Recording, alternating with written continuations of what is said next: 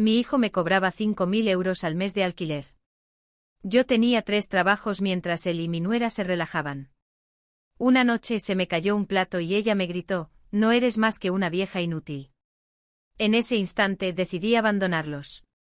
Me alegra que estéis aquí. Seguid mi historia hasta el final y comentad desde qué ciudad me estáis viendo para que pueda comprobar hasta dónde ha llegado mi relato.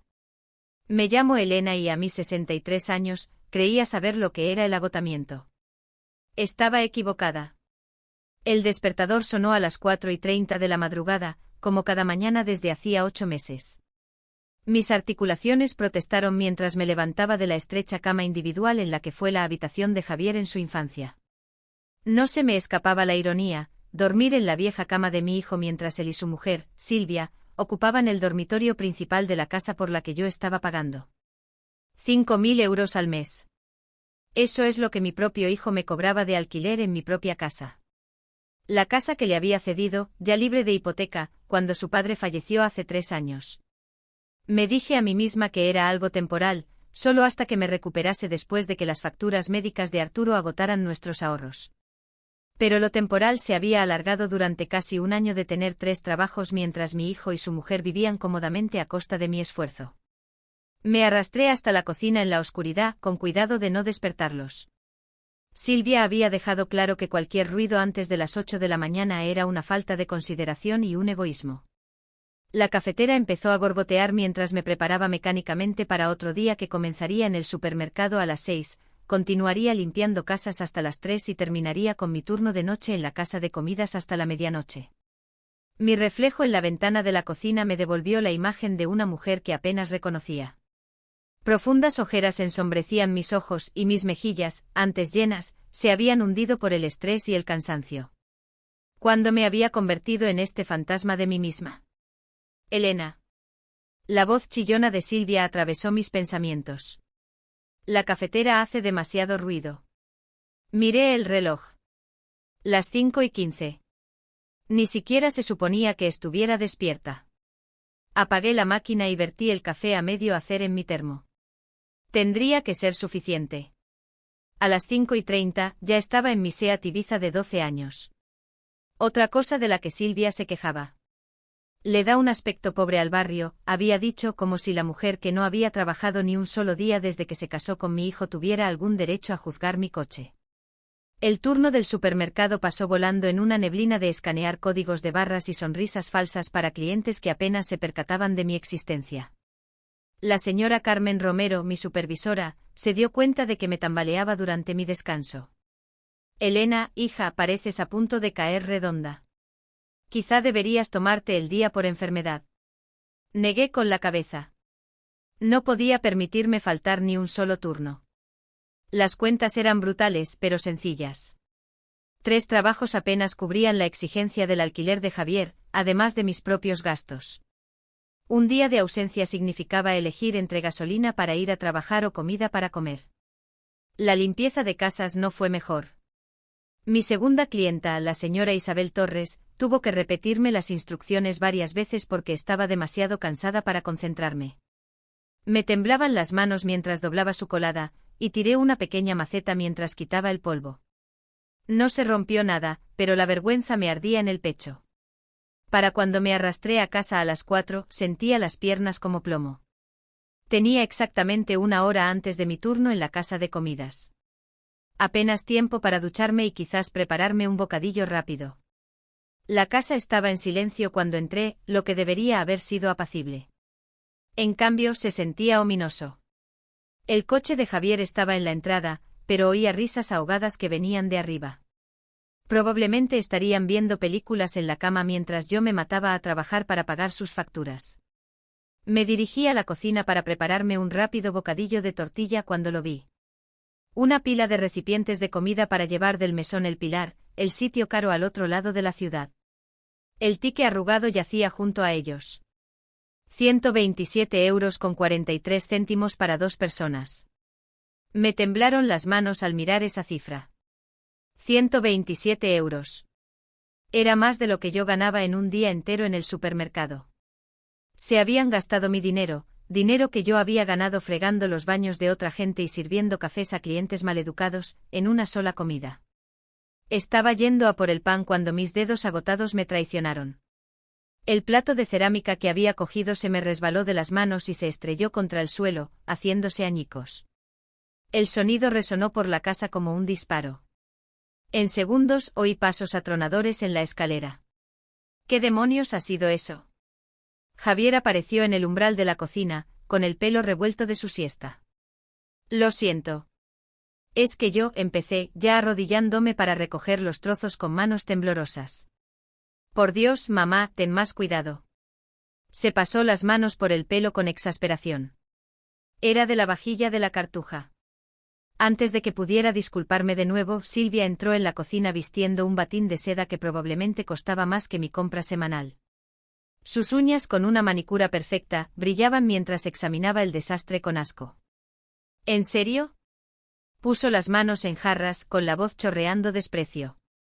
No podemos tener ni una tarde tranquila sin que rompas algo. Continué recogiendo los añicos, y un trozo se me clavó en la palma. Una gota de sangre cayó sobre el azulejo, pero seguí recogiendo los trozos. Lo repondré.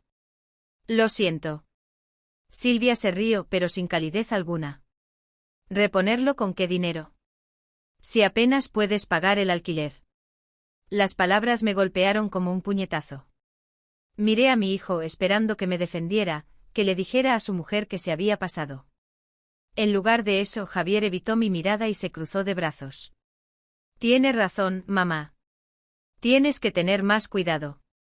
No podemos permitirnos seguir reponiendo las cosas que rompes. Un frío se instaló en mi pecho. No podemos permitirnos.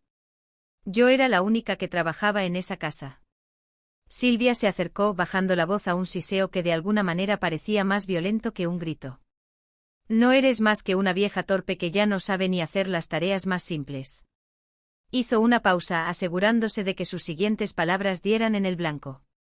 Eres una vieja inútil y francamente estamos hartos de limpiar tus desastres. La cocina quedó en silencio, salvo por el tic-tac del reloj de pared. Javier no dijo nada. Simplemente se quedó allí, dejando que su mujer destrozara lo que quedaba de mi dignidad. Me levanté lentamente del suelo con las rodillas protestando, los trozos de cerámica aún apretados en mi mano sangrante. Por un momento los miré a ambos. A mi hijo que se había convertido en un extraño, y a la mujer que lo había puesto en mi contra. Tenéis razón, dije en voz baja, con la voz más firme de lo que me sentía. Estoy cansada de provocar desastres. Pasé junto a ellos, ignorando la sonrisita satisfecha de Silvia y el silencio incómodo de Javier. En mi pequeña habitación, saqué mi vieja maleta de debajo de la cama. Mis manos se movían ahora con determinación, metiendo solo lo que realmente necesitaba. Ropa, medicamentos, las pocas fotografías que aún significaban algo para mí. Eran las 11:30 cuando terminé mi turno en la casa de comidas. La casa estaba a oscuras cuando volví. Javier y Silvia llevaban mucho tiempo durmiendo en su cómoda cama. En su cómoda vida, pagada con mi sangre y mi sudor. Me moví como un fantasma por la casa, recogiendo el resto de mis pertenencias. Sobre la mesa de la cocina, dejé un sobre con el dinero del alquiler que ya había apartado para la semana siguiente. Que se lo quedaran. Sería el último dinero que verían de mí. Mientras cargaba el coche en la oscuridad, sentí algo que no había experimentado en meses. Alivio. El aire de la noche se sentía fresco en mi piel mientras echaba un último vistazo a la casa que se había convertido en mi prisión. No dejé ninguna nota. ¿Qué se le puede decir a gente que solo te ve como una fuente de ingresos? En su lugar, simplemente me marché en el coche, dejando atrás al hijo que había olvidado cómo quererme y la vida que casi me había matado. Por primera vez en 8 meses, iba a un lugar donde la voz de Silvia no podría alcanzarme. La habitación de la pensión Goya olía a desinfectante industrial y a décadas de problemas ajenos. Pero para mí se sentía como la libertad. Me senté en el borde de la cama a las 2 de la madrugada, todavía con mi uniforme de la casa de comidas, mirando el número de teléfono que había apuntado en una servilleta hacía 3 semanas. Margarita, la de la casa de comidas, me había comentado que la suegra de una amiga suya tenía un pequeño apartamento en alquiler. Limpio, tranquilo y el casero no hace muchas preguntas si pagas a tiempo, me había dicho. En ese momento guardé la información, sin atreverme a esperar tener el valor de usarla. Pero el coraje estaba aprendiendo, a veces se parece a la desesperación con una máscara de valentía. Marqué el número, rezando para que alguien contestara a esa hora intempestiva. Al cuarto tono, una voz ronca respondió. Sí. Hola. Verá, llamo por el apartamento en alquiler. Margarita, de la casa de comidas, me dio este número. Hubo una pausa. Señora, son las 2 de la mañana. Lo sé y lo siento. Es que necesito un sitio donde vivir, y puedo pagar el primer mes de alquiler en efectivo ahora mismo. Otra pausa, esta vez más larga. ¿Huye de algo? La pregunta me pilló desprevenida por su franqueza. No de algo, de alguien. De mi familia. Ah. Su voz se suavizó ligeramente. Ya he pasado por eso. Nos vemos en la calle de los Fueros 412 por la mañana. A las 8. Traiga el primer mes de alquiler y una fianza, 500 euros de cada uno. La línea se cortó. Me quedé mirando el teléfono, sin apenas creer que acababa de encontrar un lugar donde vivir en mitad de la noche. 1000 euros se llevarían la mayor parte de mis ahorros, pero valía la pena. Valía todo. Pasé el resto de la noche en esa habitación de pensión, alternando entre pasear y sentarme en la única silla, viendo cómo el reloj se arrastraba hacia la mañana. Cada vez que cerraba los ojos, oía la voz de Silvia. Eres una vieja inútil. Pero por primera vez en meses, esas palabras parecían el problema de otra persona. A las 8 en punto de la mañana, estaba de pie frente al número 412 de la calle de los Fueros, con el sobre de dinero en la mano. El edificio era antiguo pero estaba bien cuidado, con un pequeño jardín en la entrada que alguien claramente atendía. Un hombre corpulento de unos 60 y tantos años salió del piso de la planta baja. ¿Es usted la señora de anoche? Sí, señor. Elena Vargas. Me miró de arriba a abajo observando mis vaqueros gastados y el agotamiento que seguro se reflejaba en mi cara. Francisco Gutiérrez. Tiene pinta de haber pasado por mucho. Algo así. Me guió por una estrecha escalera hasta un pequeño apartamento de un dormitorio en el segundo piso. No era gran cosa. Un salón apenas lo suficientemente grande para un sofá y una mesita, una cocina con electrodomésticos anticuados, un dormitorio donde cabrían una cama de matrimonio y una cómoda. Pero tenía grandes ventanas que dejaban entrar la luz de la mañana y, lo más importante, era mío. Es perfecto, dije y lo decía de corazón. Francisco me entregó las llaves. Primera regla, lo que pasa en su apartamento se queda en su apartamento. No me meto en los asuntos personales de los inquilinos. Segunda regla, el alquiler se paga el día 1 sin excepciones. Tercera regla, si usted cuida de este sitio cuidará de usted.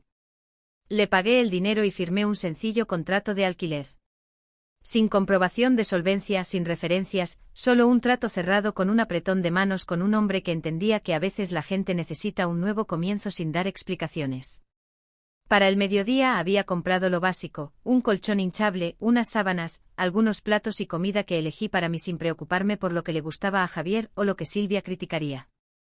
¿Cuándo fue la última vez que me compré un helado de turrón simplemente porque me apetecía? Estaba colocando mis pocas pertenencias cuando sonó mi teléfono. La pantalla mostraba el número de Javier y se me encogió el estómago. Habían descubierto que me había ido. El teléfono sonó una y otra vez.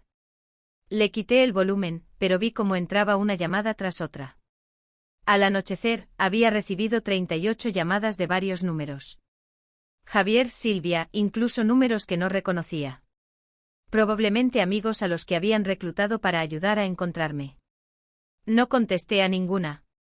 En lugar de eso me senté en mi colchón hinchable en mi apartamento vacío, comiendo helado de turrón directamente de la tarrina y sintiéndome más en paz de lo que me había sentido en meses. El silencio era hermoso. Sin Silvia quejándose de la cafetera. Sin exigencias de dinero para el alquiler. Sin nadie llamándome inútil. Los mensajes de voz empezaron a llegar a la hora de la cena. No escuché la mayoría, pero la curiosidad pudo conmigo en algunos. La voz de Javier tensa y enfadada. Mamá, ¿dónde demonios estás? Llámame ahora mismo. Esto es ridículo. Silvia intentando sonar preocupada, pero sin conseguirlo. Elena, cariño, estamos preocupados por ti. Vuelve a casa para que podamos hablar de esto. Luego Javier de nuevo con el pánico asomando en su voz. Mamá, en serio, ¿dónde estás? He pasado por todos tus trabajos. Nadie te ha visto. Solo, llámame, vale. Borré cada mensaje sin escucharlo hasta el final. No estaban preocupados por mí. Estaban preocupados por su fuente de ingresos. A la mañana siguiente llamé a la señora Carmen Romero al supermercado y al señor Ferrer a la casa de comidas para dejar mis trabajos allí. Mantendría el negocio de limpieza de casas, ya que podía establecer mi propio horario y el trabajo era manejable para alguien de mi edad. Por primera vez en meses, no tendría que levantarme a las 4:30 de la mañana. Hacia el mediodía, mientras colgaba unas cortinas que había encontrado en una tienda de segunda mano, oí pasos pesados en la escalera. El corazón se me aceleró, pero cuando miré por la mirilla, no era Javier. Era Francisco. Llamó suavemente. Señora Vargas, ¿está usted bien? Ha habido un tipo dando vueltas en coche y haciendo preguntas sobre los nuevos inquilinos. Abrí la puerta sin molestarme en ocultar mi preocupación. ¿Qué tipo de preguntas? La descripción coincide con usted. Dice que busca a su madre. La expresión de Francisco era neutra, pero sus ojos eran agudos. Le dije que no sé nada de la madre de nadie, pero pensé que debía saberlo. Gracias, dije, y lo decía más en serio de lo que él podía imaginar. Francisco asintió y se dio la vuelta para irse, pero luego se detuvo. Mis propios hijos intentaron meterme en una residencia cuando mi mujer murió. Decían que no podía cuidarme solo. Volvió a mirarme. A veces la familia no es con quien compartes sangre. A veces es quien te respeta lo suficiente como para dejarte vivir tu propia vida. Esa noche me senté en mi pequeño salón con una taza de té, del bueno que nunca había podido permitirme cuando pagaba el alquiler de Javier, y miré por la ventana a la calle. Mi teléfono mostraba 43 llamadas perdidas, pero el número había dejado de aumentar. Quizás por fin estaban captando el mensaje. O quizás estaban planeando otra cosa. El pensamiento debería haberme asustado, pero en cambio sentí una extraña calma. Por primera vez en casi un año, tenía el control de mi propia vida. Tenía un techo sobre mi cabeza que podía permitirme, un trabajo que no me mataba y un silencio que me pertenecía. Lo que sea que Javier y Silvia hicieran a continuación, tendrían que hacerlo sin que yo financiara su cómoda vida. Había pasado 63 años cuidando de otras personas, y ya había terminado. Era hora de cuidar de mí misma. 2 semanas después de mi nueva vida, estaba doblando la colada de la señora Ferrer cuando mencionó que había visto un cartel de "Se vende" en una casa de su barrio. Describió la dirección y mis manos se detuvieron sobre la toalla que sostenía. Era la casa de Javier, mi antigua casa. El de la inmobiliaria dijo que los dueños están atrasados con la hipoteca, continuó la señora Ferrer, sin saber que estaba hablando de mi hijo. ¡Qué pena! Es una casa preciosa, pero he oído que piden mucho más de lo que vale en el mercado actual. Terminé la colada en silencio con la mente a toda velocidad. 2 semanas sin el dinero de mi alquiler, y ya estaban intentando vender. O su situación financiera era mucho peor de lo que había imaginado, o habían estado viviendo tan por encima de sus posibilidades que perder mis ingresos había sido catastrófico. Esa noche la curiosidad pudo más. Pasé en coche por delante de la casa por primera vez desde que me fui. El cartel de "Se vende" estaba torcido en el césped descuidado. Hacía falta cortar la hierba, los parterres estaban llenos de malas hierbas y había periódicos esparcidos por la entrada. La casa parecía abandonada, descuidada, igual que yo lo había estado. Mi teléfono por fin había dejado de sonar constantemente, reduciéndose a quizás 3 o 4 llamadas al día que seguía ignorando. Pero esa noche, mientras estaba en mi pequeño apartamento cenando algo que realmente había disfrutado cocinando, el teléfono volvió a sonar. Esta vez no era el número de Javier. Era mi vecina de la antigua casa, Beatriz. En contra de mi buen juicio, respondí. Elena, ay, cariño, me alegro tanto de que contestes. La voz de Beatriz sonaba muy preocupada. He estado preocupadísima por ti. Estoy bien, Beatriz. De hecho, estoy mejor que bien. Pero, ¿dónde estás? Javier ha estado desesperado buscándote. Vino a preguntarme si te había visto, y tenía un aspecto terrible. Ha perdido peso, tiene ojeras. Hace un año, esa noticia me habría hecho volver corriendo para cuidar de él. Ahora, no sentía más que una leve curiosidad por lo que estaba contando a los vecinos. ¿Qué te dijo exactamente?, pregunté. Beatriz dudó. Dijo que últimamente habías estado actuando de forma extraña, y que estaba preocupado por tu salud mental. Dijo que simplemente desapareciste sin decir nada, y que temen que puedas hacerte daño. La audacia me dejó sin aliento. Después de cobrarme 5.000 euros al mes y dejar que su mujer me llamara inútil, ahora me pintaba como una persona mentalmente inestable para explicar mi ausencia. Beatriz, dije con cuidado. Te mencionó Javier que me estaba cobrando 5.000 euros al mes por vivir en mi propia casa, la casa que le di libre de cargas. Silencio. ¿Te dijo que yo tenía 3 trabajos para pagar ese alquiler mientras él y Silvia no trabajaban en absoluto? Elena, yo no tenía ni idea. Claro que no, porque esa versión de la historia no hace que Javier parezca el hijo preocupado. Después de colgar con Beatriz, me senté en mi silencioso apartamento y sentí algo que no había experimentado en meses. Auténtica diversión. Javier estaba desesperado, inventando historias para preservar su imagen mientras su mundo se desmoronaba. Los días siguientes trajeron más revelaciones. La señora Isabel Torres, una de mis clientas de limpieza, mencionó que su hija trabajaba en el banco donde Javier y Silvia tenían la hipoteca. Probablemente no debería contarte esto, dijo la señora Torres en tono de conspiración. Pero tu hijo vino la semana pasada prácticamente suplicando una prórroga de pago. Mi hija dijo que su mujer estaba con él, llorando y montando un drama sobre emergencias familiares. ¿Emergencias familiares? Así llamaban a mi negativa a financiar su estilo de vida. El banco les dio 30 días, continuó. Pero entre tú y yo, no creo que vayan a encontrar esa cantidad de dinero. La cuota es de más de 4.000 euros al mes. Hice un cálculo rápido en mi cabeza. La cuota de su hipoteca era casi tanto como el alquiler que me habían estado cobrando. No me extraña que estuvieran tan desesperados por mantenerme atrapada. Una semana después estaba haciendo la compra cuando literalmente me topé con Silvia en la cola para pagar. No se parecía en nada a la mujer perfectamente arreglada que me había llamado inútil. Su ropa de diseño estaba arrugada. Llevaba el pelo recogido en una coleta desordenada. Y tenía ojeras que el maquillaje no lograba ocultar del todo. Me vio antes de que pudiera escapar, y su rostro pasó por una serie de emociones, sorpresa, alivio y luego cálculo. Elena. Se acercó de repente, todo sonrisas y preocupación. Hemos estado tan preocupados por ti. ¿Dónde te has estado quedando? Seguí poniendo mis compras en la cinta, sin molestarme en ocultar mi irritación. En un sitio donde no tengo que pagar 5.000 euros al mes por el privilegio de ser insultada. Su cara se sonrojó. Mira, quizá todos dijimos cosas que no sentíamos. Javier ha estado enfermo de preocupación. Apenas duerme.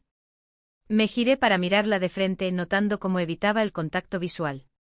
¿Eso fue antes o después de poner la casa en venta? Abrió la boca y luego la cerró. ¿Quién te ha contado eso? Las noticias vuelan, especialmente cuando pides el doble de lo que vale la casa. La máscara de Silvia se cayó por completo. La falsa preocupación desapareció, reemplazada por la fría desesperación que reconocí de nuestro último encuentro. No puedes abandonar a tu familia por una pequeña discusión, siseó, mirando a su alrededor para asegurarse de que nadie escuchaba. Javier es tu hijo. Tienes responsabilidades. Tienes razón, dije con calma. Tengo responsabilidades conmigo misma. Pagué mis compras y me marché, dejándola allí de pie con la boca abierta. En el coche me quedé sentada un momento con las manos temblando ligeramente por la adrenalina, pero debajo del nerviosismo había algo más fuerte. Orgullo.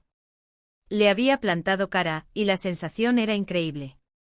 Esa noche las llamadas telefónicas comenzaron de nuevo. Javier, Silvia, números que no reconocía.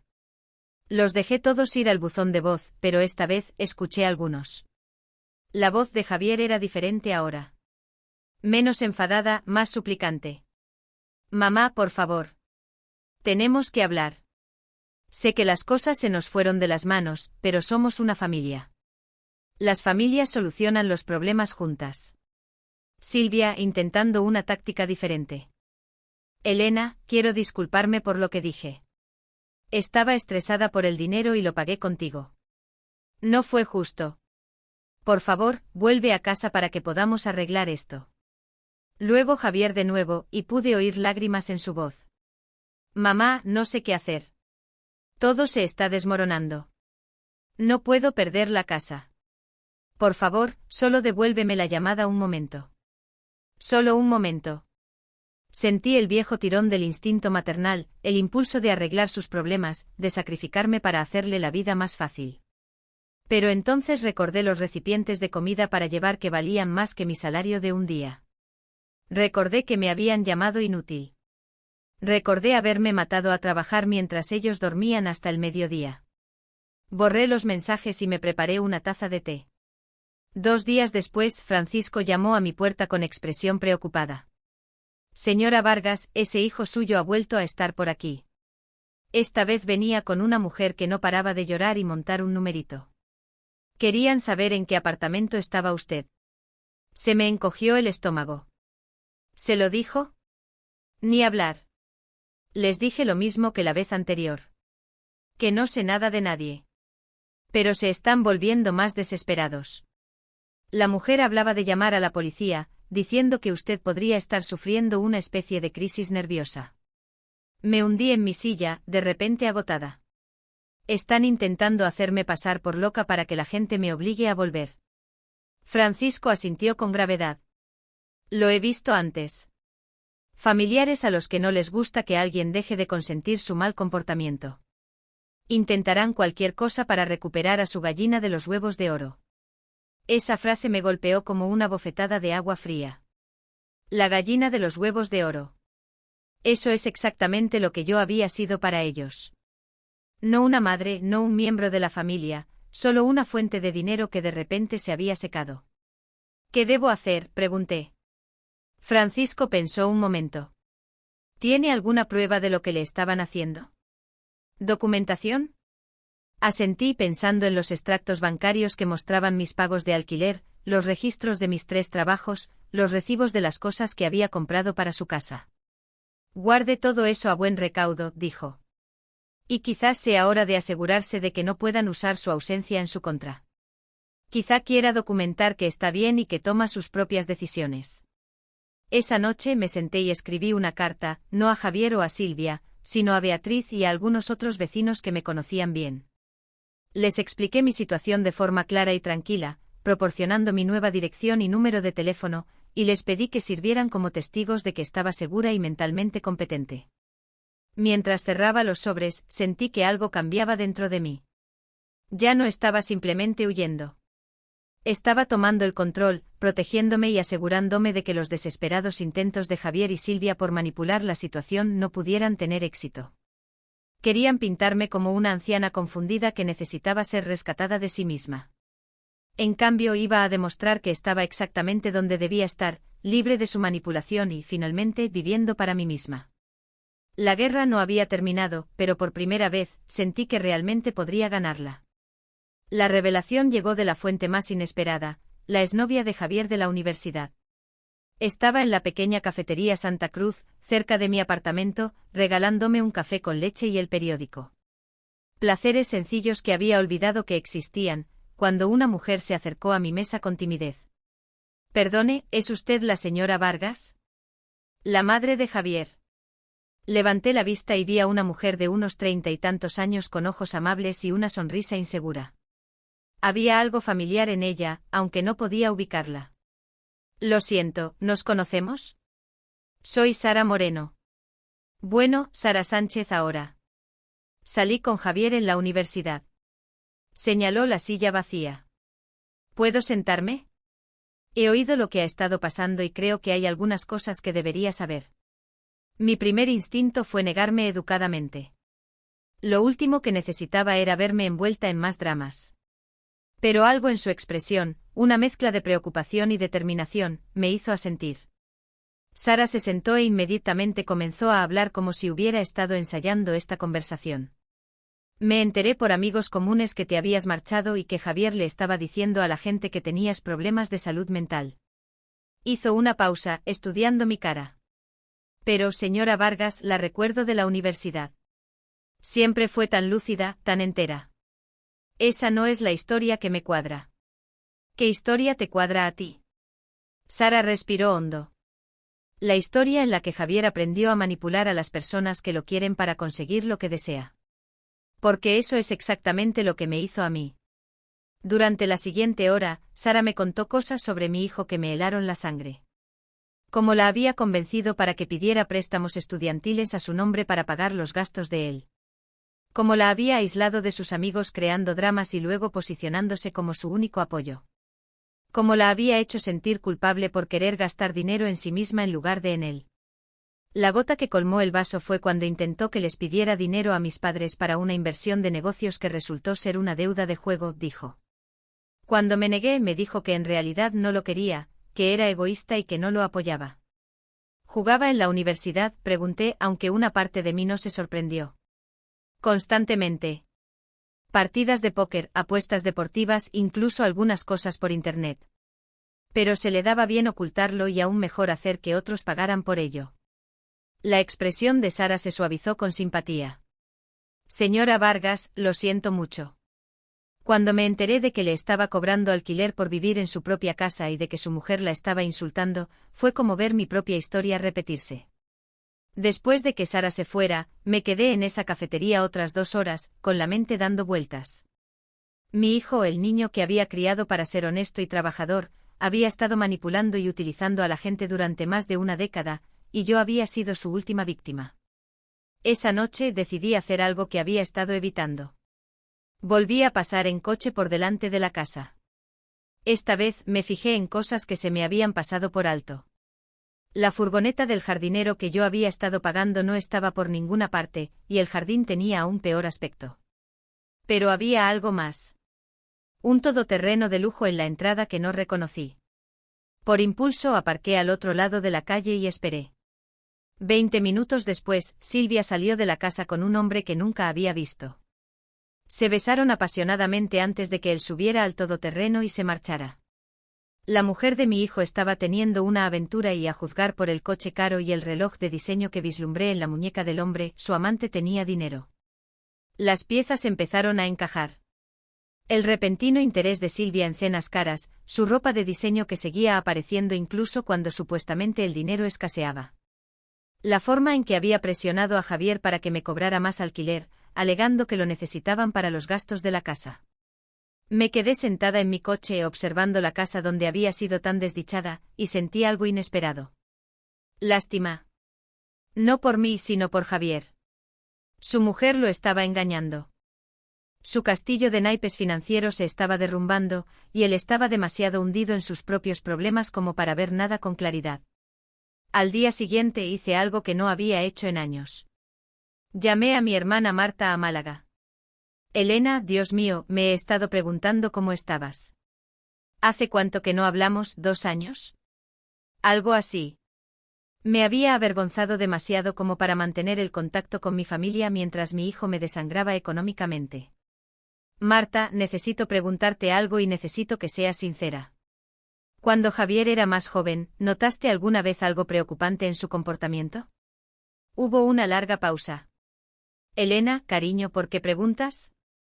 Por favor, es importante. Marta suspiró. ¿Quieres la verdad? Sí. Siempre pensé que había algo raro en cómo te trataba. Incluso de adolescente parecía saber exactamente cómo hacerte sentir culpable para conseguir lo que quería. Y la forma en que hablaba del dinero, como si todo el mundo le debiera algo. ¿Por qué no dijiste nada? Porque estabas muy orgullosa de él y era tu único hijo. Supuse que no era asunto mío. Pero Elena, algunas de las cosas que te dijo en reuniones familiares, me incomodaron. Después de colgar, me di cuenta de que la gente había estado viendo el problema durante años, pero yo había estado demasiado cerca, demasiado absorta en ser una buena madre como para reconocer que mi hijo estaba usando mi amor en mi contra. Esa tarde estaba limpiando la casa de la señora Carmen Romero cuando mencionó que su nieto trabajaba en el Gran Casino de Aragón, al otro lado de la ciudad. Me contaba que hay algunos clientes habituales que van y pierden miles de euros cada semana, dijo mientras yo pasaba la aspiradora por su salón. Una pareja en particular los describió. Y te juro que sonaba como ese joven que ha estado dando vueltas preguntando por su madre desaparecida. Mis manos se detuvieron en el mango de la aspiradora. ¿Qué dijo de ellos? Bueno, el hombre juega al póker sobre todo, pierde a lo grande constantemente.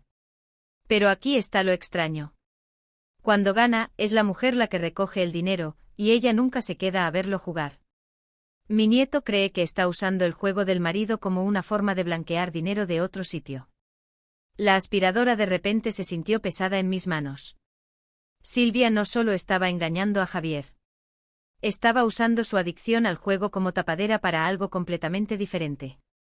Ya fuera dinero de su aventura o alguna otra trama, estaba jugando un juego mucho más complejo de lo que había imaginado. Esa noche tomé una decisión que me pareció a la vez aterradora y liberadora. Llamé a Beatriz, mi antigua vecina. Beatriz, soy Elena. Necesito pedirte que hagas algo por mí, y necesito que no hagas preguntas. Claro, cariño. ¿Qué necesitas? Necesito que vigiles mi antigua casa. Si ves a Javier salir solo, sin Silvia, necesito que me llames inmediatamente. Elena, ¿qué está pasando? No puedo explicártelo todo ahora mismo, pero Javier está en más problemas de los que cree, y creo que es hora de que alguien le diga la verdad sobre su mujer. 3 días después Beatriz llamó. Javier acababa de salir solo, con aspecto demacrado y derrotado. Lo había oído hablar por teléfono en la entrada de su casa, y parecía que estaba suplicando a alguien una prórroga de un préstamo. Conduje hasta la casa, con el corazón latiéndome con fuerza. Había evitado esta confrontación durante más de un mes, pero no podía dejar que mi hijo se destruyera por completo, incluso si él había estado dispuesto a dejar que yo me destruyera en su beneficio. Llamé a la puerta y cuando Silvia abrió, su rostro pasó por una gama de emociones, sorpresa, cálculo, y luego falso alivio. Elena, gracias a Dios que estás bien. Javier ha estado tan preocupado. ¿Dónde está? Tuvo que salir a hacer unos recados, pero entra por favor. Tenemos mucho de qué hablar. Entré en la casa que solía ser mi hogar, notando lo diferente que se sentía. Los muebles caros que yo había ayudado a pagar seguían allí, pero el lugar tenía un aire de vacío, una sensación de que las cosas se desmoronaban bajo la superficie. ¿Te apetece un café?, preguntó Silvia, cambiando a su voz más encantadora. Se lo dé Ricardo. Su rostro se quedó completamente blanco. No sé de qué me hablas. El hombre del todoterreno caro que estuvo aquí hace 3 noches. El que besaste en la entrada mientras tu marido probablemente estaba en el casino perdiendo el dinero que necesitáis para la hipoteca. La máscara de Silvia finalmente se cayó por completo. Se acabó cualquier pretensión de preocuparse por la familia o por mi bienestar. Lo que quedaba era un cálculo frío y un pánico apenas controlado. ¿Cuánto tiempo llevas vigilándonos? El tiempo suficiente para saber que has estado usando la adicción al juego de mi hijo para encubrir tu aventura y probablemente para mover dinero de tu novio. Silvia se sentó pesadamente, pareciendo de repente mucho mayor de sus 32 años. Tú no entiendes la situación. Entonces explícamela. Por un momento pensé que realmente podría decirme la verdad. Pero entonces su expresión se endureció, y vi a la mujer que me había llamado inútil, que había hecho de mi vida un infierno mientras yo pagaba por su comodidad. ¿Quieres saber la verdad, Elena? De acuerdo. Sí, estoy viendo a Ricardo. Sí, tiene dinero. Y sí, nos ha estado ayudando con algunos gastos. Pero ¿sabes qué más es verdad? Tu hijo es un ludópata compulsivo que te ha estado mintiendo durante años sobre la gravedad de sus deudas. Las palabras me golpearon como puñetazos, pero mantuve mi expresión neutral. Javier debe dinero a gente que no acepta planes de pago, continuó con saña. La casa es solo el principio. Si no encontramos una solución pronto, vamos a perderlo todo, y puede que no sea seguro para ninguno de nosotros. ¿Y pensaste que la solución era desangrarme a mí? Eres su madre. Se supone que debes cuidar de tus hijos. Me levanté sintiéndome más tranquila que en meses. No, Silvia. Se supone que debo amar a mis hijos. No se supone que deba permitirles que se destruyan a sí mismos y me arrastren con ellos. Caminé hacia la puerta, pero me volví una vez más. Cuando Javier llegue a casa, dile que su madre lo quiere, pero dile que si quiere mi ayuda, primero necesita buscar ayuda. Ayuda de verdad. Y necesita decidir si quiere salvar su matrimonio contigo o salvarse a sí mismo, porque no puede hacer las dos cosas. La dejé sentada allí en la casa que yo había pagado, rodeada de las cosas caras que mi dinero había comprado, comprendiendo finalmente que su fuente de ingresos nunca iba a volver. Javier apareció en la puerta de mi apartamento a las 6:30 de la mañana de un martes, con aspecto de no haber dormido en semanas. Tenía el pelo sucio, la ropa arrugada y sus ojos reflejaban una desesperación que nunca antes había visto. Cuando abrí la puerta, casi se desplomó contra el marco. Mamá, dijo con la voz quebrada en esa única palabra. Me quedé allí un largo momento observando a mi hijo, mirándolo de verdad por primera vez en meses. Debajo de la barba de varios días y el agotamiento podía ver al niño que había criado, pero también algo más. La mirada vacía de alguien que finalmente había tocado fondo. ¿Cómo me has encontrado? Eso no importa. Se pasó las manos por el pelo grasiento. Mamá, necesito hablar contigo, por favor. Cada instinto que había desarrollado durante las últimas 6 semanas me decía que cerrara la puerta. Había trabajado demasiado duro por mi paz mental como para dejar que él la destrozara en una conversación. Pero algo en su postura, la forma en que sus hombros caían, el temblor en sus manos, me hizo apartarme. Tienes 10 minutos. Entró arrastrando los pies en mi pequeño salón, sus ojos examinando el modesto espacio. Lo vi fijarse en la única taza de café sobre mi mesa, en el libro que había estado leyendo, en la pequeña planta que me había comprado la semana anterior. Era la primera vez que me veía viviendo para mí en lugar de para él. ¿Aquí es donde has estado?, preguntó, sentándose pesadamente en mi sofá de segunda mano. Aquí es donde vivo ahora. Hay una diferencia. Javier volvió a mirar a su alrededor, y pude ver cómo intentaba procesar la realidad de mi nueva vida. Sin muebles caros comprados con dinero que no podía permitirme. Sin estrés por pagar un alquiler que me dejaba eligiendo entre comida y gasolina. Solo un pequeño y tranquilo espacio que me pertenecía por completo. Mamá, lo siento. Las palabras salieron de golpe. Siento lo del alquiler, lo de Silvia, todo. Sé que te tratamos fatal y sé que tienes todo el derecho a odiarme. Me senté frente a él, manteniendo la voz firme. No te odio, Javier, pero tampoco confío en ti. Se encogió como si le hubiera abofeteado. Me lo merezco. Sí, te lo mereces. Durante varios minutos nos sentamos en silencio. Podía oír el gorgoteo de la cafetera en la cocina. El sonido del tráfico matutino fuera de mis ventanas. Los sonidos normales de una vida que no giraba en torno a la crisis y la manipulación. Silvia me contó vuestra conversación de ayer, dijo finalmente. ¿Te lo contó todo? La mandíbula de Javier se tensó. Me dijo que sabes lo de Ricardo y que la amenazaste con contarlo todo si no nos dejabas en paz. Casi me reí. Incluso en la derrota, Silvia seguía manipulando la narrativa. ¿Eso es lo que crees que pasó? Javier me miró, la confusión clara en sus ojos inyectados en sangre. No fue así. No, Javier. Le dije que si querías mi ayuda, necesitabas buscar ayuda primero. Ayuda de verdad. Y que tenías que decidir si querías salvar tu matrimonio o salvarte a ti mismo. Su rostro se descompuso. No puedo hacer las dos cosas, ¿verdad? La admisión quedó suspendida en el aire entre nosotros. Por primera vez en años, mi hijo me hacía una pregunta genuina en lugar de intentar manipularme para que le diera lo que quería. ¿Tú qué crees? Javier se inclinó hacia adelante hundiendo la cara entre las manos. Creo que lo he perdido todo. La casa, mi matrimonio, a mi madre. Creo que he estado tan centrado en intentar mantener todos los platos girando que nunca me detuve a preguntar por qué los estaba haciendo girar. ¿Por qué lo hacías? Estuvo en silencio tanto tiempo que pensé que no iba a responder.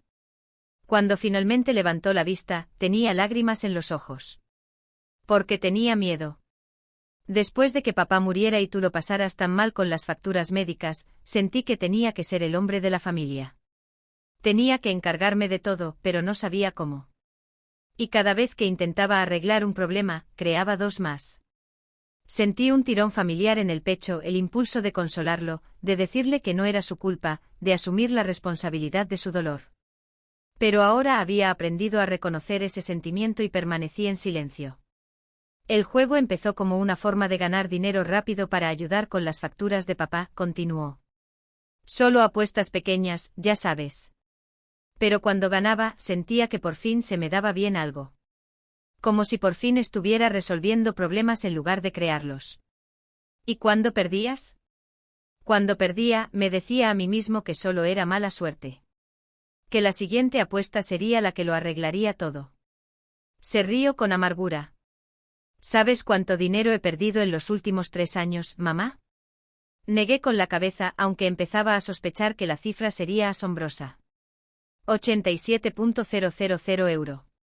Eso sin contar lo que pedimos contra la casa o las tarjetas de crédito o, se interrumpió, mirando sus manos, o los 5.000 € al mes que te estaba quitando a ti. El número me golpeó como un puñetazo. 87.000 €. Más de lo que yo había ganado en 2 años trabajando en 3 sitios. ¿Dónde encajaba Silvia en todo esto? La expresión de Javier se ensombreció. Al principio me apoyaba. Decía que entendía que estaba bajo presión, que el juego era solo una fase. Pero luego empezó a fomentarlo. Me daba dinero para apuestas más grandes, diciendo que necesitábamos una gran victoria para salir de deudas. Dinero de Ricardo. Asintió miserablemente. Lo conoció en el casino hace unos 8 meses. Estaba allí viéndome perder al póker y después se le acercó, dijo que entendía lo que era estar casado con alguien con una adicción. ¿Y te lo creíste? Quería creerlo. Ricardo parecía genuinamente preocupado por ayudarnos a recuperarnos. Empezó a darle dinero a Silvia para que lo invirtiera en mi juego, pero en realidad era solo más dinero para que yo lo perdiera. Ahora podía ver todo el sistema enfermo. Ricardo estaba pagando por tener acceso a Silvia, disfrazándolo de caridad para su marido adicto al juego. Silvia estaba obteniendo dinero y atención de un hombre rico mientras mantenía la superioridad moral de apoyar a su atribulado marido. Y Javier estaba obteniendo suficiente dinero para continuar con su adicción mientras todos le decían cuánto se preocupaban por ayudarlo. ¿Cuándo te diste cuenta de lo que realmente estaba pasando? Ayer. Después de que te fueras. Javier se secó los ojos con el dorso de la mano. Llegué a casa y los encontré juntos. No solo hablando. Juntos. El dolor en su voz era crudo y real. Y por un momento sentí verdadera pena por él. Pero la compasión y el consentimiento no eran lo mismo. ¿Qué hiciste? Les dije a los dos que se largaran de mi casa. Silvia se rió y dijo que ya no era mi casa. Que Ricardo había estado haciendo los pagos de la hipoteca durante los últimos 4 meses. Me miró con los ojos vacíos. Dijo que si la echaba, Ricardo ejecutaría la hipoteca inmediatamente. Así que te ha estado utilizando todo este tiempo. Nos hemos estado utilizando los unos a los otros, mamá. Silvia me usó para justificar coger el dinero de Ricardo. Yo te usé a ti para pagar todo lo demás. Ricardo nos usó a los dos para conseguir lo que quería de Silvia. Hizo una pausa. La única persona que no estaba utilizando a nadie eras tú, y te tratamos peor que a nadie. Me levanté y caminé hacia la ventana, mirando a la calle donde había construido mi nueva vida. Detrás de mí podía oír a Javier llorar. No las lágrimas manipuladoras que había visto tantas veces antes, sino los sollozos rotos de alguien que finalmente se había visto a sí mismo con claridad. ¿Qué quieres de mí, Javier? Quiero recuperar a mi madre, susurró. Quiero ser el hijo que te merecías en lugar del que casi te mata con sus problemas. Me di la vuelta para mirarlo. Entonces, ¿qué vas a hacer al respecto? Me miró y por primera vez en nuestra conversación, vi algo más que desesperación en sus ojos. Vi determinación. Voy a buscar ayuda. Ayuda de verdad, no solo promesas. He encontrado un programa para la adicción al juego que empieza la semana que viene. Sacó un papel arrugado de su bolsillo. Es un programa residencial de 12 semanas. Perderé la casa mientras esté allí, pero la perderé de todos modos si no voy. ¿Y Silvia? Silvia puede quedarse con Ricardo. Puede tener la vida que crea que el dinero de él le comprará, pero no puede tener más de la mía.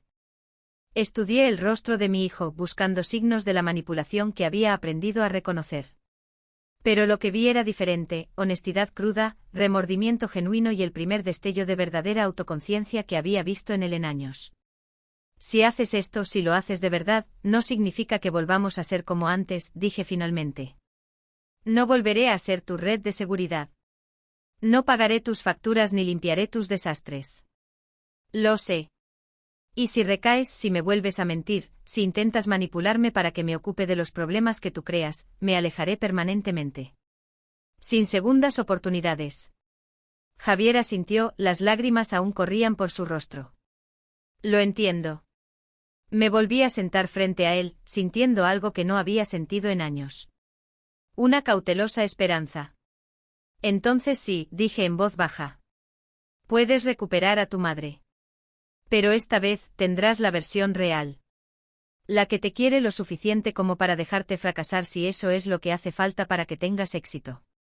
Por primera vez en meses, mi hijo sonrió y parecía genuino. Creo que me gustaría conocerla. 6 meses después, estaba cuidando mi pequeño huerto detrás de mi edificio de apartamentos cuando oí pasos en el camino. Levanté la vista y vi a Javier acercándose, pero esta versión de mi hijo era casi irreconocible del hombre roto que había aparecido en mi puerta aquella mañana de marzo. Había recuperado el peso que había perdido durante su crisis. Tenía el pelo limpio y peinado y, lo más importante, sus ojos estaban claros. También se movía de otra manera. Más erguido, más seguro de sí mismo, pero sin ese aire arrogante que lo había definido durante tantos años. Hola, mamá. Hola, Javier. Me levanté sacudiéndome la tierra de los guantes de jardinería. Tienes buen aspecto. Me siento bien. Realmente bien por primera vez en años. Señaló mis pequeñas tomateras. ¿Necesitas ayuda con eso? Me apaño yo, pero gracias. Habíamos establecido este patrón en los últimos meses, pequeñas ofertas de ayuda que yo solía rechazar, no por rencor, sino porque disfrutaba genuinamente haciendo las cosas por mí misma. Javier había aprendido a aceptar mis negativas sin discutir, reconociéndolas por lo que eran, signos de mi independencia duramente ganada. ¿Qué tal el nuevo trabajo?, pregunté sentándome en el pequeño banco que había comprado para mi huerto. Javier se sentó a mi lado, manteniendo la cuidadosa distancia que ambos habíamos aprendido a manejar. Bien. El sueldo no es gran cosa, pero es un trabajo honrado. Y mi jefe dice que si sigo así, podría haber un puesto de supervisor el año que viene. Estaba trabajando como dependiente en una ferretería, un trabajo que le habría avergonzado hace un año, pero que ahora parecía darle una satisfacción genuina. El encargado era el mismo, un ludópata recuperado, y había estado dispuesto a darle una oportunidad a Javier basándose en que había completado el programa residencial y las reuniones. Sigo yendo 2 veces por semana, sigo trabajando en los pasos. Hizo una pausa, mirando los otros pequeños huertos que salpicaban el patio trasero del complejo de apartamentos. Quería decirte que ya estoy en el paso 8. El paso 8, hacer una lista de las personas a las que habías dañado con tu adicción y estar dispuesto a enmendarlo con todas ellas. Lo sabía porque me había informado sobre el programa cuando Javier entró en tratamiento por primera vez. Había querido entender por lo que estaba pasando sin tener que depender de su interpretación. Debe ser una lista larga, dije suavemente. Lo es, pero tú estás la primera. Se giró para mirarme. Sé que ya me he disculpado, pero quiero que sepas que ahora entiendo por lo que te hice pasar. No solo el dinero, sino la forma en que te hice sentir que no importabas, como si tu único valor fuera lo que podías hacer por mí. Asentí sintiendo la opresión familiar en el pecho que surgía cada vez que hablábamos de aquellos meses oscuros. Te lo agradezco. El terapeuta dice que enmendar los errores no es solo pedir perdón. Se trata de cambiar el comportamiento y aceptar que algunas relaciones quizás nunca vuelvan a ser las mismas. Hizo una pausa. Quiero que sepas que entiendo si nunca puedes volver a confiar plenamente en mí. Javier, dije con cuidado. La confianza no es algo que se recupera pidiéndola. Es algo que se gana siendo constante a lo largo del tiempo. Lo sé y estoy dispuesto a trabajar en ello todo el tiempo que haga falta. Nos sentamos en un cómodo silencio durante un rato, viendo cómo el sol del atardecer proyectaba largas sombras sobre el huerto. Me di cuenta de lo diferente que era esta conversación de los encuentros desesperados y manipuladores que habíamos tenido durante tantos años. No había urgencia, ni agenda oculta, ni intento de extraer algo de mí. «¿Puedo preguntarte algo?», dijo Javier finalmente. «Claro. ¿Eres feliz? ¿Realmente feliz? No solo aliviada por estar lejos de todo el caos». Consideré la pregunta seriamente. Hace 6 meses habría dicho que estaba agradecida, o en paz, o libre, pero la felicidad, eso parecía demasiado pedir. Sí, dije, sorprendida de lo fácil que salió la palabra. «Soy feliz». «Bien». Sonrió, y era la expresión genuina que recordaba de su infancia. «Te mereces ser feliz». Como si lo hubiera invocado, mi teléfono vibró con un mensaje de texto.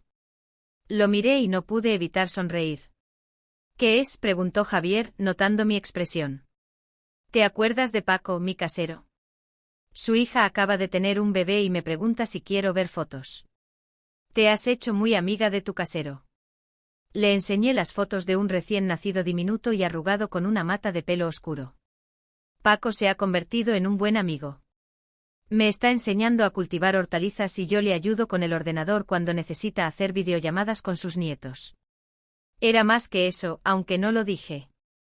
Paco y yo habíamos desarrollado el tipo de camaradería fácil que nunca pensé que fuera posible a mi edad. No era algo romántico. Ambos teníamos nuestras manías para eso. Pero éramos amigos de verdad que se cuidaban el uno al otro sin llevar la cuenta. «Me alegro de que tengas eso», dijo Javier. Y pude notar que lo decía en serio. «Estuviste demasiado sola cuando cuidabas de mí». «Estaba sola incluso cuando estaba contigo», dije sin pensar, y al instante me arrepentí de la dureza de mis palabras. Pero Javier solo asintió. «Sí, lo sé. También lo siento por eso». Mi teléfono vibró de nuevo, esta vez con una llamada. La pantalla mostraba a Sara Sánchez, la exnovia de Javier, la que me había ayudado a entender su patrón de manipulación. «Debo coger esto», dije, levantándome. «Sara, hola, cielo». «Elena, espero no interrumpir nada. Solo quería decirte que he conseguido el trabajo». Sara había estado solicitando plazas de maestra después de terminar su máster, algo que había dejado en suspenso durante su relación con Javier y que solo recientemente había encontrado el valor para retomar. «Eso es maravilloso». «¿Qué colegio?» «El colegio de primaria cerca del centro, para tercero. Empiezo en otoño». Su emoción era contagiosa, y me encontré sonriendo de oreja a oreja. «Estoy tan orgullosa de ti. No podría haberlo hecho sin tu apoyo. Oye, voy a preparar una cena este domingo para celebrarlo. ¿Te gustaría venir? Paco también está invitado». «Claro que sí». Cuando colgué, Javier me miraba con curiosidad. «Sara Sánchez». «Sí, hemos mantenido el contacto. Ella te ayudó a entender lo que yo estaba haciendo, ¿verdad?» Asentí. Me ayudó a entender que yo no era la primera persona a la que habías manipulado. Que no era personal y que no era culpa mía. Javier asimiló esto en silencio. «Me alegro de que estuviera ahí para ti. Me alegro de que tengas gente que te quiere por quien eres, no por lo que puedes hacer por ellos». A medida que el sol comenzaba a ponerse, Javier se levantó para irse. También habíamos establecido esta rutina: visitas regulares con puntos finales definidos, sin prolongarse, sin intentos de extender el tiempo juntos más allá de lo que se sentía natural. «Mamá, antes de irme, quería decirte algo. Pasé por la antigua casa la semana pasada». Se me encogió un poco el estómago. La casa se había vendido en una subasta hacía 4 meses, y Javier no recibió nada después de que se pagaran la hipoteca y varias deudas. «¿Cómo te sentiste?» «Triste, pero no de la forma que esperaba». No estaba triste por perder la casa. Estaba triste por todo el tiempo que perdí allí. Todas las oportunidades que desperdicié para ser el tipo de hijo que te merecías. Hizo una pausa, como si estuviera ordenando sus pensamientos.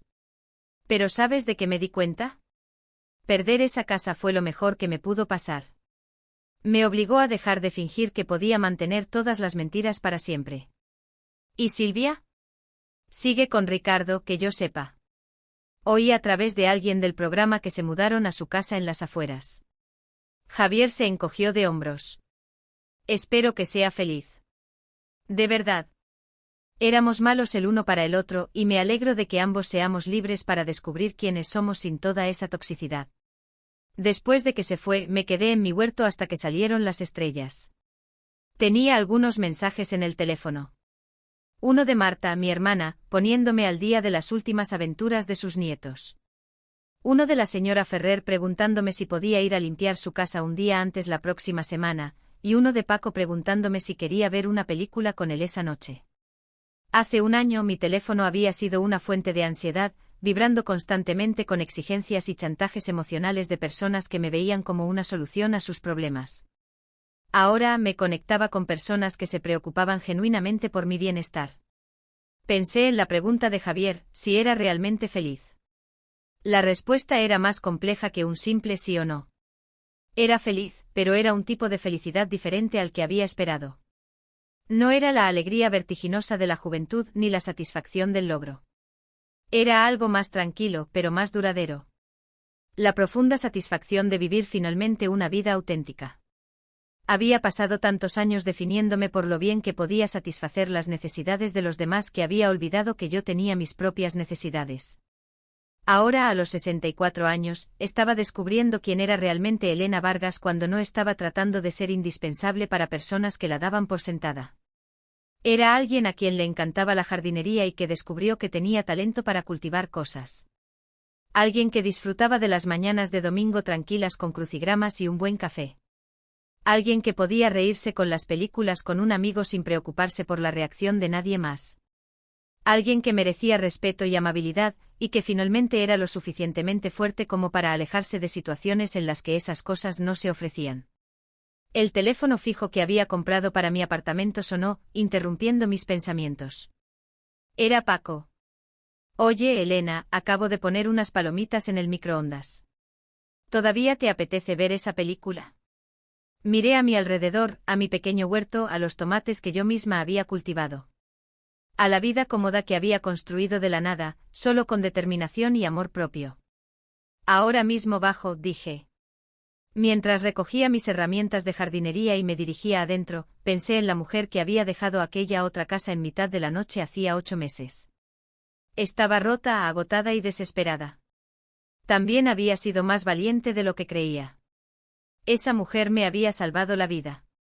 Y ahora por fin, la estaba viviendo. Ahora siento curiosidad por vosotros, los que escucháis mi historia. ¿Qué haríais vosotros en mi lugar? ¿Habéis pasado alguna vez por algo similar? Comentadlo abajo. Y mientras tanto, os dejo en la pantalla final otras 2 historias que son las favoritas del canal y que sin duda os sorprenderán. Gracias por haber llegado hasta aquí.